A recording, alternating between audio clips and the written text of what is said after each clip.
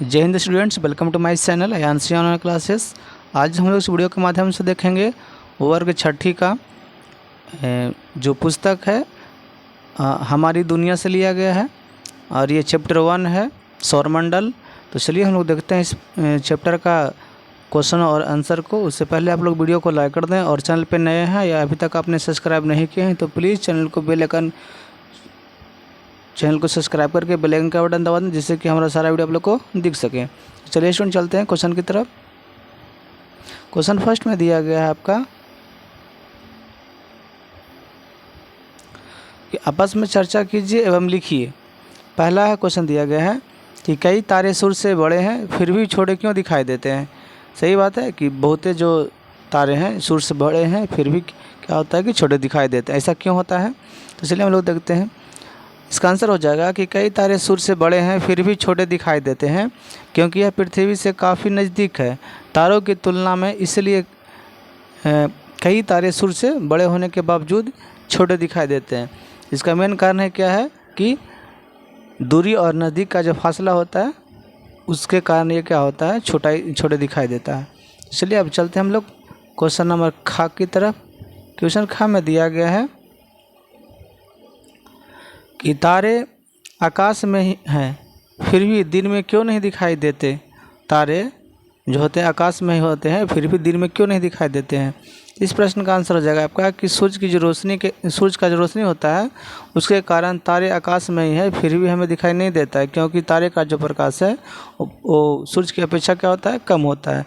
तो जहाँ ज़्यादा प्रकाश होगा वो दिखाई देगा। तो आप लोग को ये प्रश्न समझ में आ गया होगा। नेक्स्ट प्रश्न है आपका क्वेश्चन नंबर ग में कि चंद्रमा तारों से छोटा है फिर भी हमें बड़ा क्यों दिखाई देता है। जो चंद्रमा है तारों से छोटा है फिर भी हमें बड़ा दिखाई देता है, इसका क्या कारण है।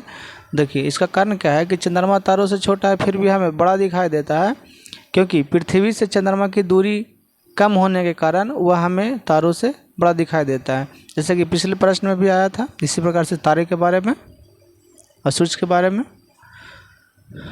तो नज़दीक रहेगा कोई भी वस्तु वो बड़ा दिखाई देगा और बड़ा होकर के भी कोई वस्तु अगर ज़्यादा दूर में है तो छोटे दिखाई देंगे। चलिए चलते हैं क्वेश्चन नंबर घ की तरफ। क्वेश्चन घ में दिया गया है अगर किसी आकाशीय पिंड में प्रकाश ना आए तो क्या वह हमें नज़र आएगा। अपने उत्तर के पक्ष में तर्क दीजिए। देखिए ऐसा नहीं होगा, नहीं दिखाई देगा। चलिए इसका आंसर देख लेते हैं। अगर किसी आकाशीय पिंड में प्रकाश न हो तो वह हमें दिखाई नहीं देगा। किसी भी वस्तु को हम लोग देखते हैं तो उस पर प्रकाश पड़ता है, इसी कारण से हम लोग देख पाते हैं। अगर प्रकाश नहीं रहेगा तो हम लोग उस वस्तु को नहीं देख पाएंगे क्योंकि हम प्रकाश के बिना किसी वस्तु को नहीं देख सकते हैं। तो आप लोग को समझ में आ गया होगा। नेक्स्ट प्रश्न है दूसरा प्रश्न आपका कि निम्नलिखित प्रश्नों के उत्तर लिखिए। पहला में दिया गया है कि सूर्य से दूरी के अनुसार विभिन्न ग्रहों के नाम लिखिए। सूर्य से दूरी के अनुसार यानी कि सबसे पहले कौन सा ग्रह है, उसके बाद कौन सा ग्रह, उसके बाद कौन सा ग्रह लिखते जाना है। तो देखिए यहाँ पे सूर्य से दूरी के अनुसार सबसे पहले बुध आता है, उसके बाद शुक्र ग्रह, उसके बाद पृथ्वी ग्रह, उसके बाद मंगल ग्रह, बृहस्पति ग्रह, शनि ग्रह, उसके बाद यूरेनस, उसके बाद नेपच्यून मतलब अरुण और वरुण। तो आप लोग समझ में आ गया होगा। नेक्स्ट प्रश्न है आपका दूसरा में कि सूर्य से नज़दीकी ग्रह क्या नाम है। नज़दीकी ग्रह का सूर्य से सबसे नज़दीकी ग्रह का क्या नाम है। तो बुध जो है सूर्य की सबसे नज़दीकी ग्रह है। तीसरा प्रश्न है कि सौरमंडल का सबसे बड़ा ग्रह कौन है। तो सौरमंडल का सबसे बड़ा ग्रह बृहस्पति है, याद रखना है। नेक्स्ट प्रश्न है कि पृथ्वी के निकटवर्ती ग्रह कौन कौन है।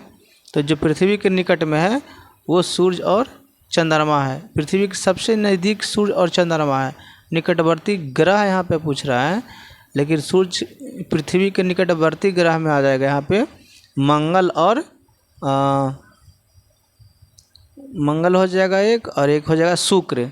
यहाँ पे शुक्र और मंगल होना चाहिए। यहाँ पे नज़दीकी ग्रह जो दिया गया है ये हो जाएगा यहाँ पे मंगल और शुक्र, याद रखिएगा। उस ग्रह का नाम क्या है जिसके चारों ओर छल्ले पाए जाते हैं। तो उस ग्रह का नाम शनि है जिसके चारों ओर क्या होता है छल्ले पाए जाते हैं। नेक्स्ट प्रश्न है कि सौरमंडल का वह कौन सा ग्रह है जो आपको सबसे अलग लगा और क्यों। देखिए यहाँ पे आंसर है कि सौरमंडल का पृथ्वी जो है ग्रह हमें सबसे अलग लगता है, क्योंकि यही वह ग्रह है जहाँ जीवन मिलता है। यहाँ जल एवं जीवन के लिए आवश्यक गैसें मौजूद है और अंतरिक्ष से देखने पर यह नीली दिखाई देती है। यही है हमारी पृथ्वी जिस पर हम रहते हैं। नेक्स्ट प्रश्न है कि पृथ्वी के उपग्रह का नाम क्या है? लिखिए। तब जो पृथ्वी का जो उपग्रह है, एकमात्र उपग्रह है, ये चांद है। याद रखना, पृथ्वी का एकमात्र उपग्रह चांद है। नेक्स्ट प्रश्न है कि वे कौन से ग्रह हैं? वे कौन से ग्रह हैं जो पृथ्वी के घूमने की विपरीत दिशा में घूमते हैं? यानी कि पृथ्वी जो जिस ओर घूमती है, पृथ्वी जो होती है पश्चिम से पूरब की ओर घूमती है। तो दो और कौन सा ग्रह है जो पृथ्वी के विपरीत घूमती है? तो देखिए, शुक्र तथा अरुण है ग्रह जो पृथ्वी के घूमने की विपरीत दिशा में घूमते, याद रखना है। नेक्स्ट प्रश्न यहाँ पे दिया गया है कि आकाशीय पिंड दी गई एवं दी गई विशेषताओं का मिलान करना है। यहाँ पे मिलान करना है। देखिए यहाँ पे बुध दिया गया है, तो बुध क्या है? एक तरफ दिया गया है लाखों आकाशगंगाओं का समूह पृथ्वी दिया गया है। फिर उसके बाद दिया गया है कि पृथ्वी का उपग्रह चंद्रमा दिया गया है, सबसे छोटा ग्रह, उल्का पिंड, नीला, ये सब दिया गया है। देखिए फर्स्ट यहाँ क्या है? बुध है। तो बुध क्या है? तो सबसे छोटा ग्रह हो जाएगा बुध, यानी कि ये जो होगा इसमें हम लोग यहाँ पे मिलान कर देंगे सबसे छोटा ग्रह में। पृथ्वी क्या है? तो अब देखिए पृथ्वी जो है, पृथ्वी क्या है? तो नीला ग्रह है। तो पृथ्वी को नीला ग्रह में मिला देंगे, यानी कि यहाँ पे ला करके ऐसे यहाँ मिला देंगे, पृथ्वी नीला ग्रह हो जाएगा। चंद्रमा क्या है? तो चंद्रमा जो है पृथ्वी का उपग्रह है, यानी कि यहाँ मिलान हो जाएगा। उसके बाद उल्का पिंड है। तो उल्का पिंड क्या है? तो जो उल्का पिंड है ये देखिए सूरज के चारों ओर चक्कर लगाने वाले पत्थर के छोटे छोटे टुकड़े हैं, इसमें मिलान कर देंगे। और उसके बाद क्या है? आकाश गंगा का समूह। तो आकाश गंगा का समूह हो जाएगा यहाँ पे। आकाश गंगा क्या है? तो ये हो जाएगा आपका आकाश जो गंगा है, इसमें मिलान कर देंगे लाखों का समूह, यानी लाखों तारों का समूह। यहाँ पे तारा छूट गया है। उसके बाद है क्या है? ब्रह्मांड। तो जो ब्रह्मांड हो जाएगा ये हम लोग यहाँ पे मिला देंगे। जो ब्रह्मांड है लाखों आकाश गंगाओं का समूह है, यानी कि एक में मिलान कर देंगे। इस प्रकार से आप मिलान कर लेंगे। अब चलते हैं क्वेश्चन नंबर 4 की तरफ। देखिए क्वेश्चन नंबर 4 में दिया गया है कि इनमें किन किन आकाशीय पिंडों के नाम छपे हैं। ये आपका जो घर दिया गया है, इसमें आप लोग ध्यान से देखेंगे तो आप लोग पाएंगे, यहाँ पे उत्तर के रूप में लिख लेंगे। आप लोग ध्यान से देखेंगे तो इसमें हो जाएगा बुध, पहला में हो जाएगा बुध, उसके बाद दूसरा में हो जाएगा शुक्र। यानी कि जितने भी ग्रह का नाम है उस जो 8 ग्रह हैं, सारे के सारे 8 ग्रह का नाम इसमें लिखा हुआ है। और एक लिखा हुआ है सीरस और दूसरा टाइटन। तो सीरस टाइटन याद रखिएगा। और बाकी आप लोग जानते ही हैं कि ग्रहों की संख्या 8 है। वो इन्हीं सभी का नाम इस जो बॉक्स दिया गया है इसमें दिया गया है। तो आप लोग लिख लेंगे। आशा है कि आप लोग इस प्रश्न को भी समझ लिए होंगे। और अभी तक आपने वीडियो को लाइक नहीं किए हैं तो वीडियो को लाइक कर दें और चैनल को सब्सक्राइब करके बेल आइकन का बटन दबा दें और अपने दोस्तों के पास अवश्य शेयर करें। चलिए चलते हैं आप क्वेश्चन नंबर 5 की तरफ। क्वेश्चन नंबर 5 में दिया गया है कि सौरमंडल का मॉडल यानी कि चित्र बनाकर कक्षा में प्रदर्शित कीजिए। देखिए कक्षा में प्रदर्शित करना है चित्र बना करके। देखिए यहाँ पे हम आप लोग के सामने चित्र रख रहे हैं। ये देखिए सूर्य है, उसके बाद क्या होगा?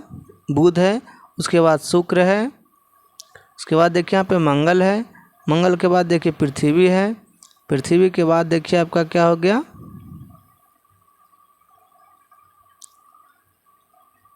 शुक्र हो गया। शुक्र के बाद देखिए यहाँ बृहस्पति है, उसके बाद शनि है, उसके बाद देखिए यूरेनस है, नेपच्यून है यानी कि अरुण वरुण है। ये हमारा सौरमंडल है।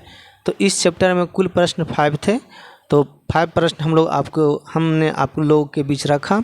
आशा है कि आप लोग को वीडियो अच्छा लगा हो तो लाइक कीजिए, अपने दोस्तों के पास शेयर कीजिए, लाइक करने नहीं भूलें। चलिए थैंक यू। जय हिंद, जय भारत।